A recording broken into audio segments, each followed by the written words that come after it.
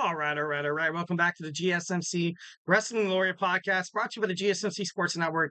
I'm your host, Eric Rodriguez, here every Monday through Friday, 8 p.m. Pacific time, 11 p.m. Eastern time, here to talk about professional wrestling, all the action inside and outside of the ring, all the backstage curtain drama, also superstar news, updates, injury updates, contract statuses, negotiations, promotions from AEW to WWE to the JGC, the Game Changer Wrestling, Major League Wrestling, Stardom, New Japan Professional Wrestling. If it's big enough to be on the professional wrestling news hotline, we headline, we talk about it here on the GSMC Wrestling Laureate podcast. Just kind of reflect on what we talked about real quick. We had our WWE, no, our sorry, AEW Dynamite review. We had my TNA Ring of Honor preview, and now we're going to talk about Bret Hart on Vince McMahon and this everything that's been going down in Vince's life right now with Janel Grant.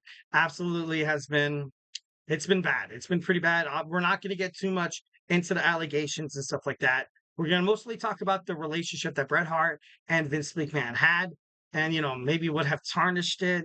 Maybe what would have happened if Bret Hart would have stayed in WWE. So yeah, we're going to jump on into that. But before we do any of that, I want to remind you guys to hit up that super chat box, whether if you have a burning question or if you just have something to get off your chest. Here at the GSMC Sports Network, we are absolutely 1,010% all ears. We're all about keeping the conversation lively, keeping it going. We want to make sure your voice is absolutely part of the mix. So don't be shy and drop your thoughts inside the chat.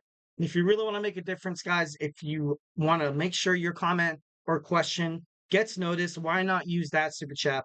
Just go ahead and hit that $ below that chat box, send in the message, and it's guaranteed that you will be featured on our show. Plus, it's a great way to support our channel. Your super chat helps us keep the lights on and bring you even more awesome professional wrestling content. We are absolutely so grateful, 1,010% appreciate everything you guys do. I know we all understand that under this economy, money is tight. So obviously leave what you can. But most importantly, I just want to hear you guys chat. I just want to hear what you guys have to say about it. So, don't be too worried there. Your support makes all the difference here at the GSMC Sports Network. So let's keep this conversation going. Send in those super chats, those super stickers, because you guys are super awesome. And together, we will make sure that this show is better, bigger, and stronger than ever. So if the super chat is also not your thing, we are still at the GSMCpodcast.net. Hit up that tips and donations link at the GSMCpodcast.net. Tell me what you like, tell me what you don't like. Go ahead and Superman punch that like and subscribe button to the show. Follow the show, follow the network here at the GSMC Sports Network. We do love a lot of peace, love, and positivity, 1,010%. So yeah, don't be shy. Go ahead and hit up that chat. Should be awesome. Can't wait to hear what you guys have to say. All right, so we're going to talk about the best there was, the best there is, and the best there ever will be. Bret the Hitman Hart recently was asked in an interview how he feels about this, basically everything that's going down with Vince McMahon, with the Janel Grant, basically selling all of his shares to TKO and WWE, kind of essentially just kind of like kind of disappearing a little bit, like being like, you know what, like I don't really want to be part of this anymore. A lot of negative publicity, and it's sad. It's sad to a point, but Bret Hart was absolutely like he hates Vince. He, it's just kind of keep it up. But well, I don't even know if I can say that positively, but we're gonna talk about it here. We saw the reaction, all the negative publicity surrounding Vince McMahon and the Janel Grant allegations. And Bret Hart had this to say, and I quote, "I'm going to speak my truth. I'm not worried about Vince's feelings. He never cared about mine." Obviously, there was a lot of stuff that happened between Vince McMahon and Bret Hart. Bret Hart was offered basically a lifetime 20-year contract under WWF, WWE policies. And it was agreed. It was one of the biggest contracts, and basically it was one of the biggest contracts in terms of sports history. If it was done, still today we'd be like, it's kind of like, watching Aaron Judge sign with the New York Yankees, or watching Patrick Mahomes sign with the Kansas City Chiefs. It was like one of those things where it was like it was a big deal. It was a lot of money, but at the last moment, Vince promised Bret um, that he was going to go through with the deal. At the last minute, he pulled out, basically, stroking his ego a little bit, that Bret likes to call. Basically, I'm Vince McMahon. Why am I letting wrestlers, basically show me what to do? We are the hottest wrestling product in the WWE right now. And also at that time, you also had a lot of young rising stars kind of growing into WWE. You had Stone Cold Steve Austin.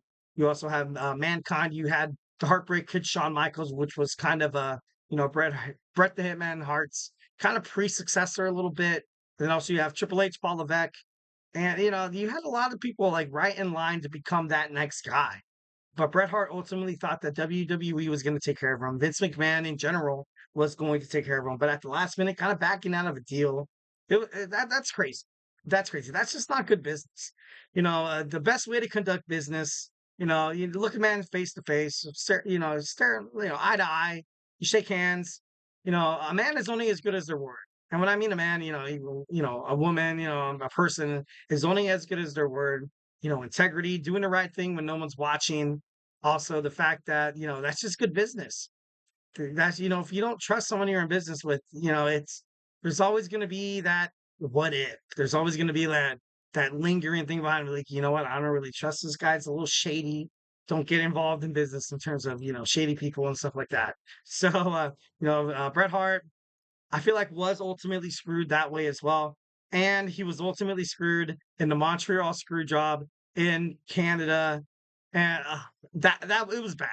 It was bad. I felt bad for Sean, but obviously you had Vince McMahon, Triple H, and Shawn Michaels kind of be like, you know what, if Brett doesn't want to do business, then F him.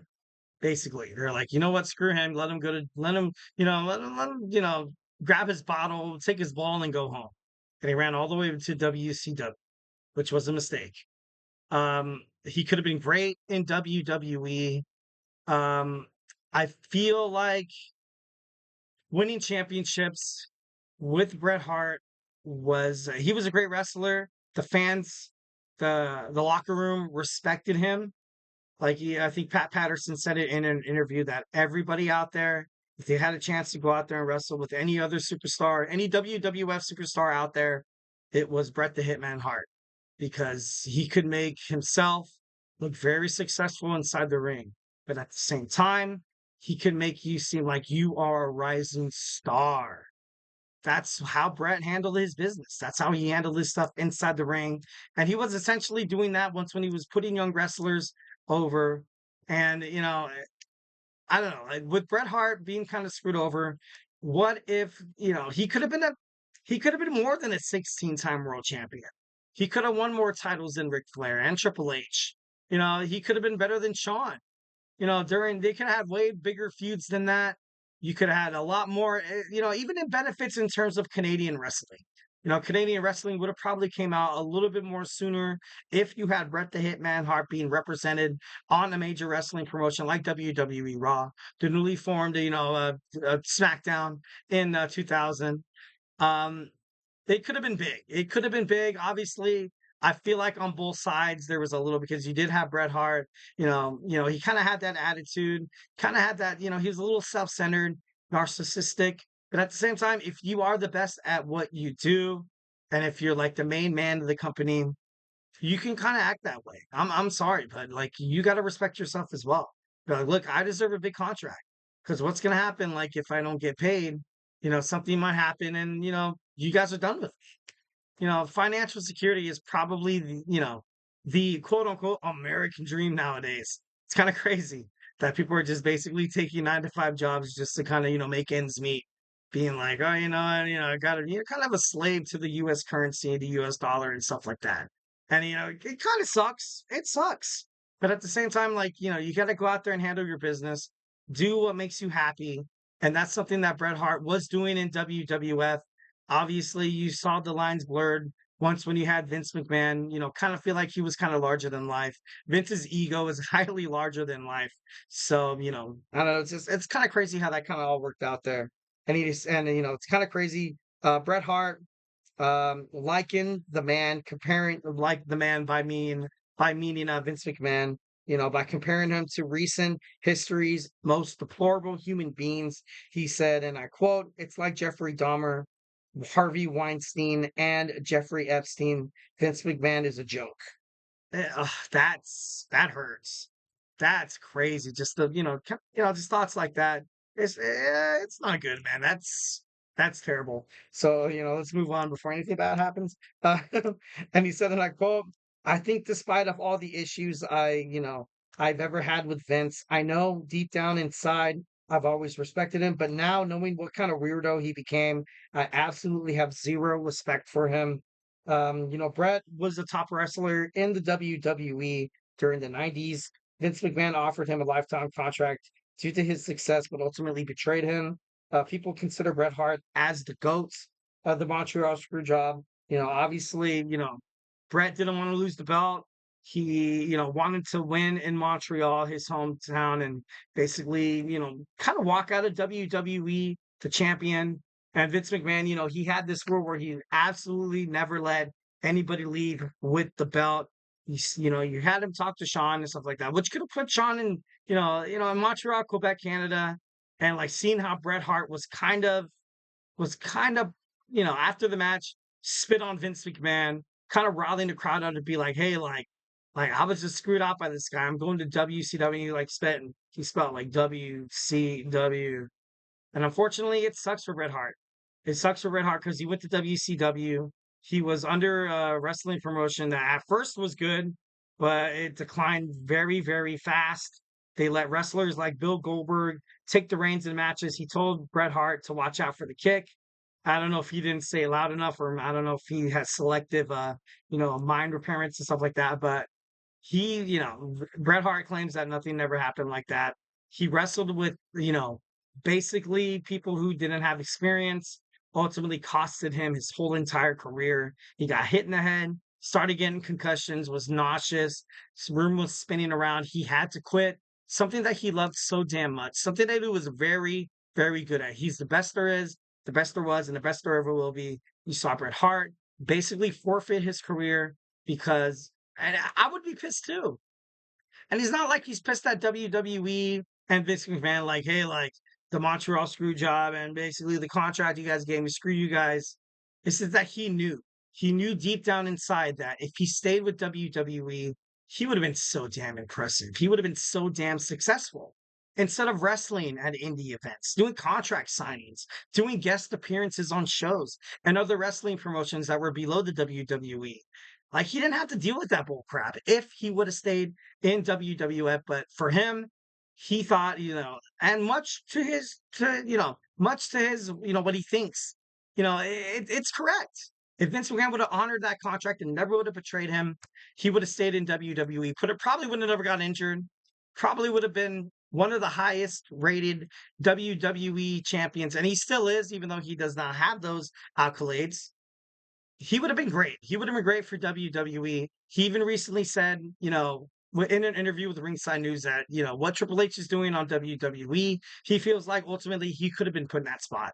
He's a wrestling genius. And if he would have stayed in WWE, inducted into the Hall of Fame, and eventually going backstage behind the curtain in terms of like creative minds and stuff like that, I feel like WWE would be in a way better position than it was before Paul Levesque took over, before Vince McMahon ultimately, was like, what, it's time to retire. I can't take any more lawyer fees and legal fees and stuff like that. I feel like Bret Hart definitely could have been the lifeblood of WWE, would have kept it going, definitely would have put a lot less pressure on Shawn Michaels when he was dealing with his thing, in the early 90s. But lo and behold, we have what it is today. That, Bret Hart hating on Vince McMahon, kind of basically screwing him out of a position that he was basically like guaranteed. So, I know it's crazy. It's crazy. All right, guys. Hey, do not go anywhere. We're gonna jump on into our fourth segment. We're gonna talk about the cruiserweights. We're talking about WWE speeds, pros, and cons. So you go ahead and grab your favorite snack, grab your favorite drink, and join me here in about like 20 seconds. As soon as I find it.